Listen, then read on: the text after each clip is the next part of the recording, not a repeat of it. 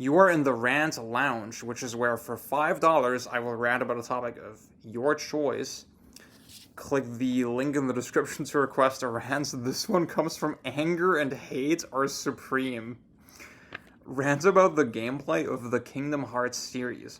More specifically, how the titles released after KH2FM failed to capitalize on the unique strengths of that particular game. So I actually made a video about Kingdom Hearts 2. It's my most popular video. It's a video essay extolling the virtues of its combat system. And in that video, I very much go into the details, into the nitty-gritty.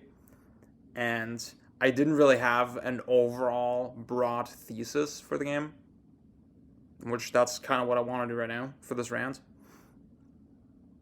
And there's some things I would maybe word differently or some different conclusions I would come to. But overall, I'm still overall proud of that video. But yeah, speaking broadly, what I found very fascinating about Kingdom Hearts is that Square obviously didn't have the same level of history in similar genres like fighting games or beat 'em ups that other developers did that were prolific in 3D action, like Capcom, like Team Ninja. And yet they were still really early to the party. It's like shockingly early if you think about it. In my video, I couldn't think of an earlier 3D game that had 3D juggle, fucking air juggle combos. Like where I just mash the attack button and my character does like an air combo. In DMC1, you have the Helm Breaker and you just instantly slam to the ground, right? And obviously you have Vortex, right? But that's not really the same thing, right? Which is sort of crazy. Again, there was something so effortless and obvious about how they did everything in that game that I think to most people when they play it now, it doesn't really register as interesting or unique. But it actually really stands out if you look at the wider landscape. And I can't help but feel that they designed a lot of things in a very roundabout way. With the stupid dumb command menu, for example, or the square button being this super context sensitive thing. I don't think that's something like the square button specifically. The menu I think is not super relevant to the game, honestly, but the square button being this context thing, and then especially in Kingdom Hearts 2 where they expand a lot of the functionality of it, where you have a dodge roll, you have a secondary attack, but then you can't actually cancel into the dodge in the middle of a melee combo. If you're just standing still, square as a block. There is a cancel system. Like, the game clearly has sort of fighting game, action game, 3D, whatever, fundamentals in that sense that like, an attack has a recovery period, and if you press the button again in that period, at any point in that period, you continue the combo. So there's some variance in how quickly or how slowly you do the combo, right? But it's not really, again, it's not universal like a DMC where, even in DMC1, the jump kind of cancels anything, and then, that leads to some, I guess, less prescribed way to chain moves together. And that has repercussions with how a game like KH2 especially kind of works, where even though it's so fast-paced and so snappy, and I want to get into this in a sec, it is a very committal game, especially early on, where you don't have Reflect, right? You really have to pick and choose when to approach the enemies and when to start attacking.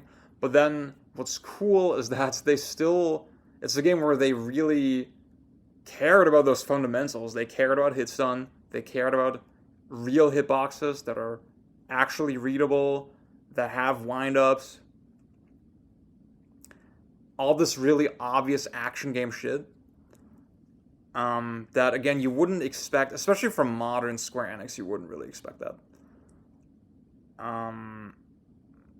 That it's so legit in that way. And if you think about it, it has to be that way. It has to work that way to be a fun game. Because, again, it's committal, but because I know if I do my little air combo, it's gonna stun the shit out of this enemy, so I'm gonna be safe for that duration.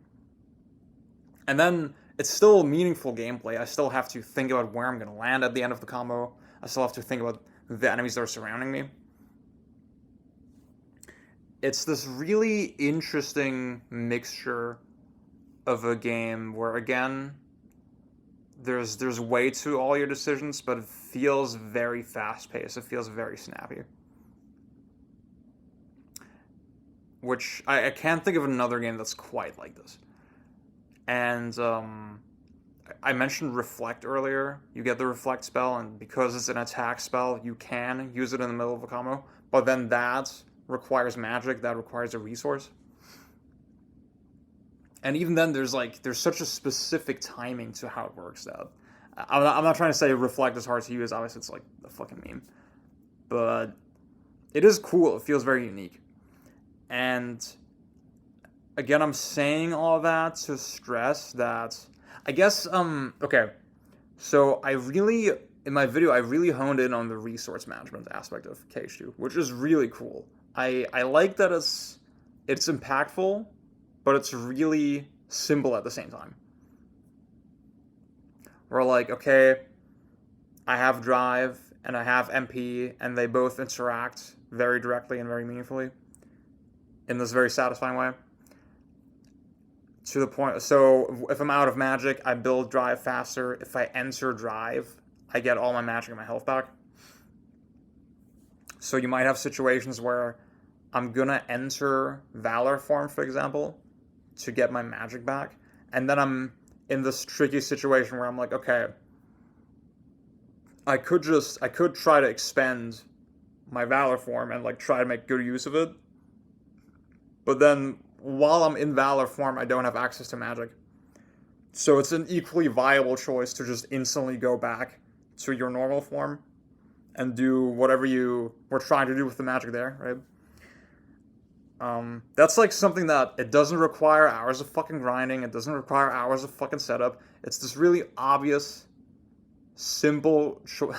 If I say it's a simple choice, I'm not saying the choice itself is simple. I mean that it's very easy to understand why it's an interesting choice, right? It's really easy to understand what the trade-offs are, and it's really easy to put yourself in that situation. You don't have to be super esoteric and analyze fucking every possible position, blah, blah, blah.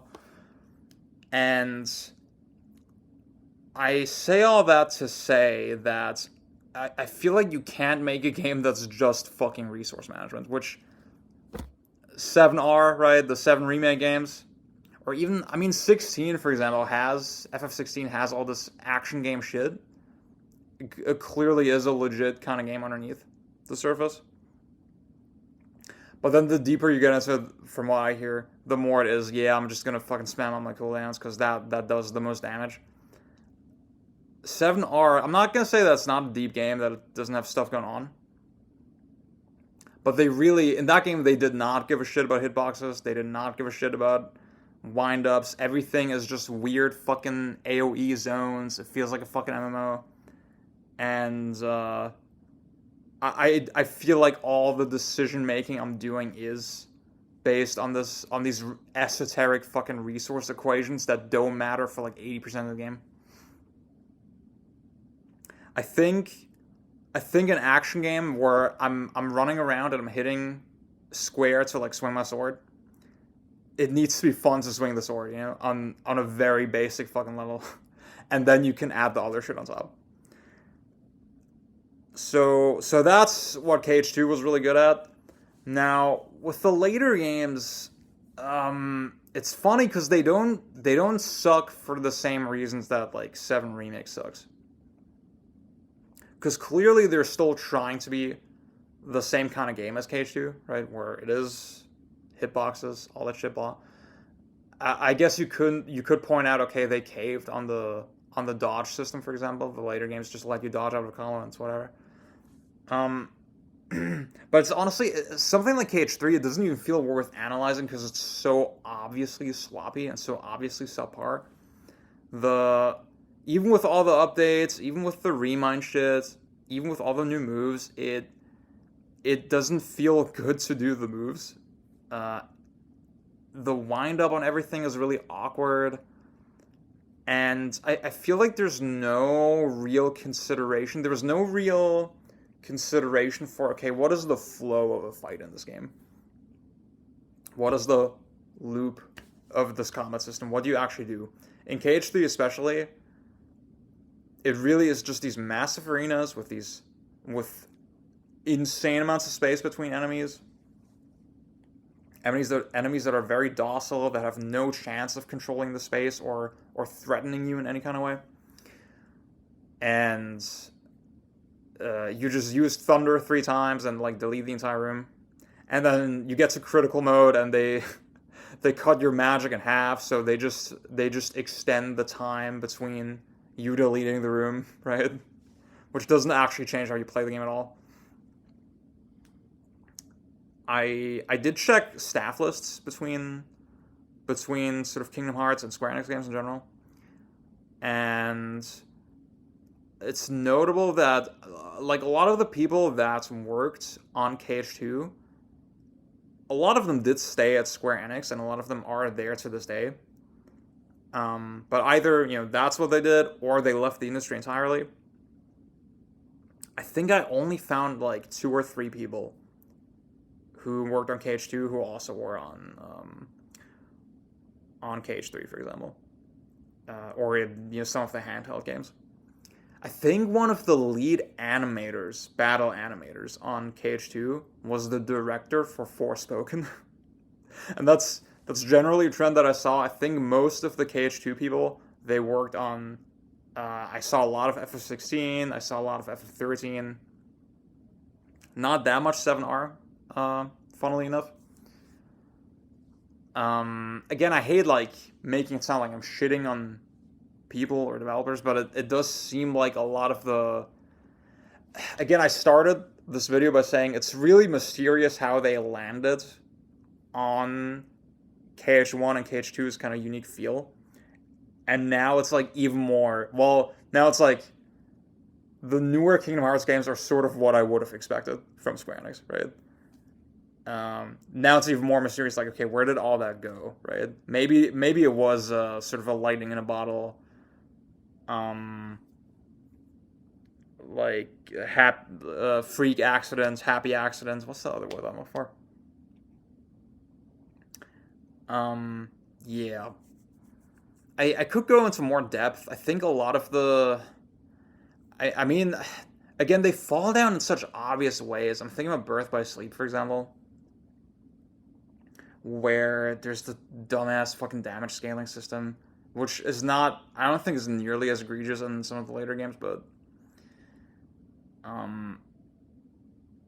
I think with an action-y game in that space, in that spectrum, strong intuition is really important. You have to have some kind of intuition about how the shit should work. I think you can't intellectualize it too hard. And yeah, that's all I got.